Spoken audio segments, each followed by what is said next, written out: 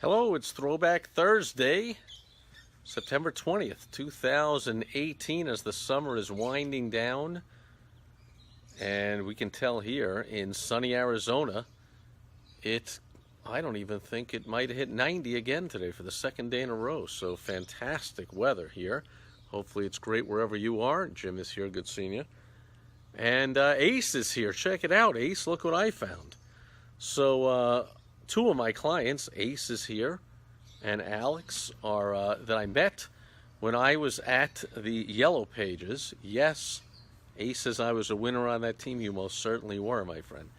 And so last week I headed back up to Chicago, my old stomping grounds of my Yellow Pages days, and had my second of 3 annual meetings with my clients. We meet every 4 months, and we were up there in Chicago, and one of them was Alex, who is now a superstar entrepreneur, who reported that his income has doubled in the past few months since he became a client with me, which is awesome, but it's really just the start. I mean, all we really did is get his business ready to scale. So a little more than doubled his income, great. But now it's ready to scale and go up to 10 or 20 times. So that's exciting. And Ace is here, and I know, Ace, your income is constantly on the upswing and going through the roof. And also, if you ask me, I don't know if you know it, but you're just getting started as well. So went through, I said, for Throwback Thursday, I know I got this old t-shirt somewhere, and sure enough, I found it, and there it is. It is the old uniform t-shirt. Boy, they spared no expense there. Sponsoring our softball team, got us t-shirts with the RHD Triple Players. I have to take credit for coming up with that name, because triple play is the best thing you can do on defense in a softball game. And it also had something to do, Ace, maybe remind me here, it had something to do with the Yellow Pages, what we were selling. It was like we're selling the triple play. You get like the print Yellow Pages and the online Yellow Pages and something else, I guess. I don't remember. But I think we were, I don't know. I think our manager was all about the triple play. You're selling different things, whatever. So we were the Triple Players, and sure enough, the first year, team got together, and lo and behold, we won the league championship. Now, this was not for the meek of heart. This was not simply a league of, full of Yellow Page people or something. This was an actual recreational league in a town near our office. And so I think we were likely the only team that was made up of all employees from the same work. The rest were actual softball players, actual playing softball, got together to play softball. We were like, hey, I had to drag people out of their cubicles, like, hey, you look like you could possibly, catch a softball. If it fell in your lap, you're playing. But we did have a couple of real stars. And then we won the league championship. And then the next year, both of those 2 stars, I remember, did not want to play the next year for whatever reason. And as a result, our entire team crashed and burned. And I think the biggest contributor to our crashing and burning and likely finishing in last place, and I don't even know if we won a game, was the fact that I was pitching at least some of the time. I don't remember, but I know that either we didn't have a pitcher, or he wouldn't show up, or he was late, or he or she or whatever, and I was like, what the heck? I went out to the mound, and I don't know what the hell I'm doing. So I was walking everybody, and they're smashing the ball over the plate. I don't even remember. I do remember we played in the fall. And in the fall, in the Chicago area, holy cramoly, by the end of the season, it gets pretty darn chilly. And I do remember standing out there, like if the ball hit, somebody hit the ball and it hit your glove, it would like sting like you wouldn't believe. It was just freezing out there, and we're all bundled up in layers and losing on top of that and whatever. So let's see what we got here. Ace is let me know here. The triple play was the print ad. Really? No. The print ad clicks, which means like, online advertising, and then an in-column ad? I'm not believing that. An in-column ad is a print ad. So how can that be the triple play? You get one print ad and another print ad, and then you get some, cheap nickel clicks of Google AdWords, which for local business is the easiest thing to do. And we were, they were charging people hundreds of dollars and getting them nickel clicks, and the rest was going to the management and the thing and the commission that we would get, and whatever. If they, as always, if you could do this stuff on your own, you can do it cheaper. The good news is, doesn't matter how much they paid for them, they made money, almost undoubtedly. That getting those online Google AdWords for local businesses, they made tons of money, because one client for a dentist or a heating and air company or whatever, to pay a couple $100 a month to have someone manage your online stuff, you got to be making thousands a month on that. So it all worked out good. And Jerry says we added Nick the Ringer to the team. That sounds sarcastic, because I don't remember a Nick the Ringer. Jeremy Danley says sounds like an 80-20 dynamic, which everything is in life. So I'm just going to agree, and now I'll read the rest of this. 80% of your results were delivered by 20% of the team. Yeah. That makes sense. 2 out of the 10 or 12 people on the team were severe stars. However, that doesn't really lead to a championship. We still had some really good players, like Ace was not one of those 2 former college baseball players who was playing on the team and smashing the ball all over the place. But Ace, holy cramoly, he was smashing the ball in his own right. So we had some really good players, added the 2 superstars, and we were off and running. We actually won the league. And Jerry says, guy thought he was going to bowl me over. Oh, wait, let's go back. Ace is telling a story. My wedding ring is still bent. My wedding ring is still bent from a physical out at the plate, where the guy thought he was going to bowl me over. So I'm guessing you were the catcher. See, I don't remember really anything. And you were the catcher. And some guy came in to think he was going to bowl you over, and he learned his plans were not going to come to fruition, and undoubtedly he met the immovable object of you behind the plate, and I'm sure that he also remembers that to this day, because even though your ring is bent, he might have a few permanently broken bones in the body. And Nick, I think I do remember now, this guy, I think I remember this guy. Steve Hank Meister, who was in the cubicle directly across from me, and right next to you, Ace, who was diagonally across from me.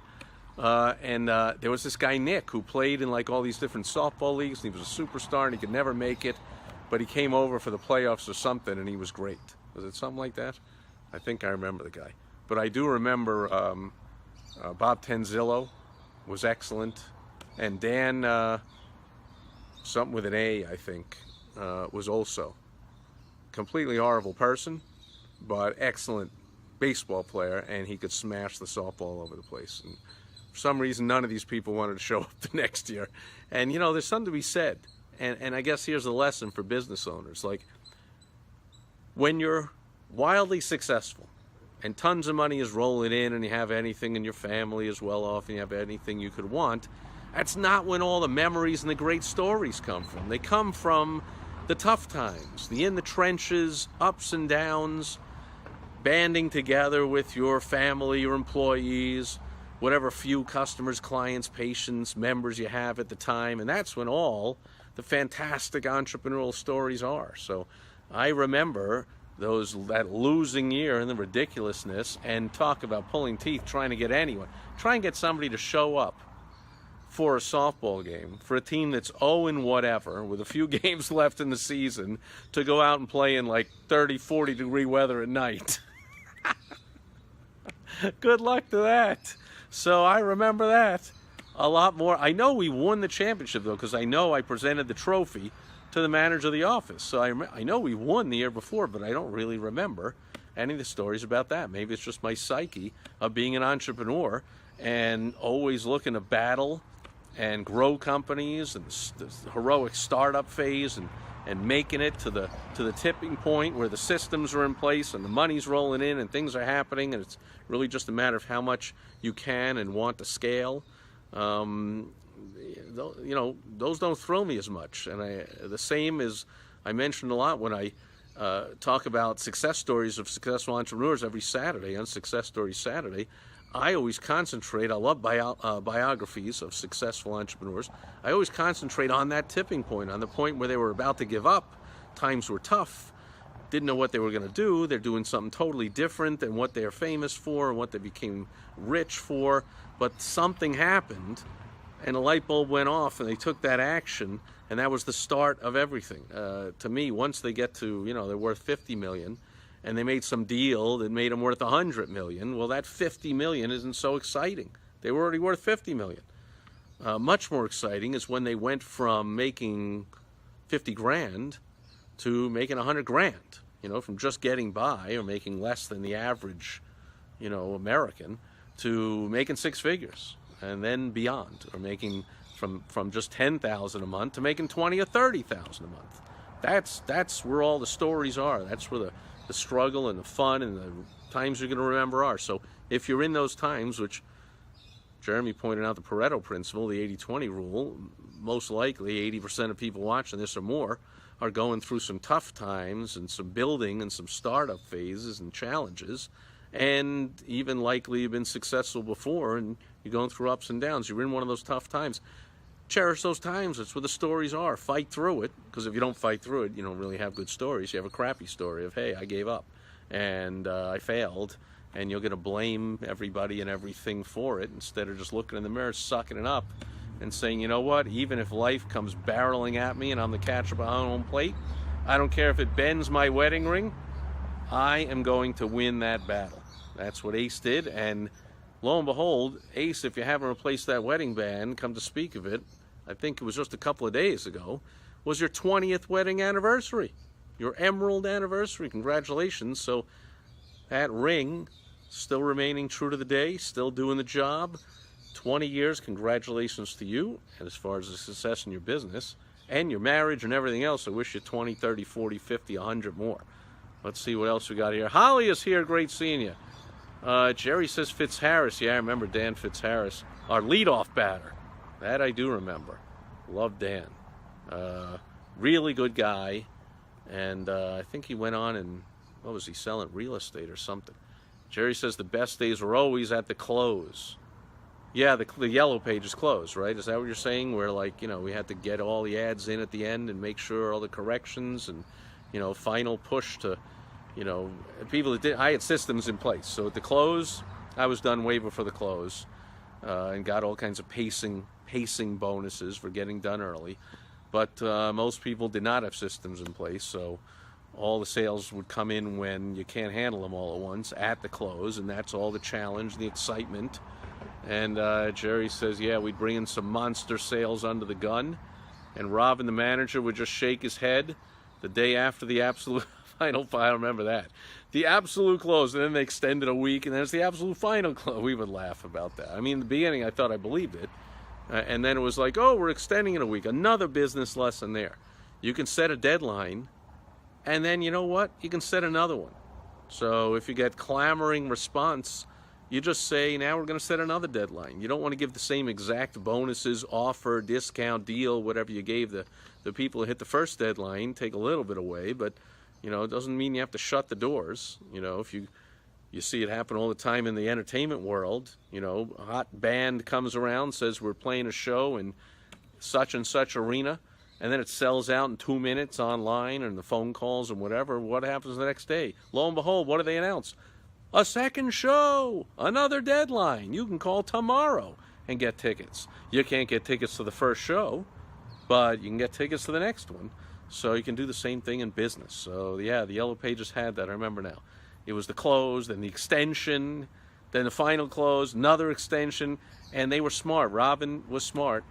Great manager we had, really great guy, really smart about business. And what do you think? If we came in with, this guy wants to place a $2,000 whatever ad, you think he's going to say no? Found a way to get it in. Same thing in your business, I'm sure.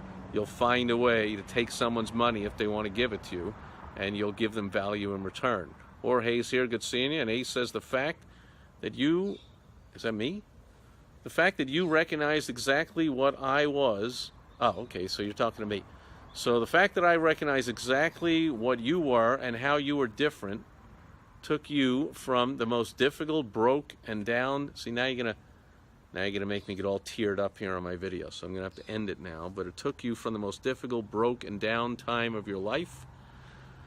Your life outlook and income have expanded and exploded. Thank you. You're more than welcome, my friend. And I don't take any credit from it, because I give advice to thousands of business owners, and very few take the advice and take the action on it. So all credit and all kudos goes to you for taking the action.